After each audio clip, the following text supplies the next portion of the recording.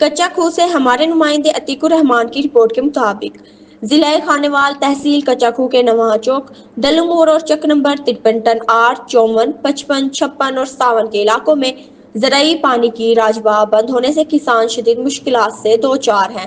پانی کی بندش نے کھیتوں کو بنجر بنا دیا اور کسانوں کے چہروں سے مسکراہٹ چھین لی۔ آج محنت کش کسانوں کو محمد شفیق خان، سید گل خان سمیت متعدد زمینداروں نے محکمہ آبیاشی کے خلاف نواں چوک پر پرامن احتجاج کیا۔ مظاہرین نے مطالبہ کیا کہ زرعی پانی ہر کھیت تک پہنچایا جائے تاکہ فصلیں ضائع نہ ہوں اور زراعت اپنی رونق برقرار رکھ سکے۔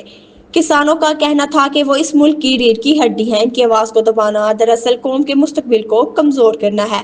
انہوں نے مطالبہ کیا کہ انتظامیہ فوری نوٹس لے، راجباہ کو مستقل طور پر کھولا جائے اور کسانوں کے مسائل کو پائیدار حل نکالا جائے۔ کسانوں کی جدوجہد اس بات کی یاد دہانی ہے کہ زمین تبھی زرخیز رہتی ہے جب اس کے محنت کش اور مطمئن ہوں۔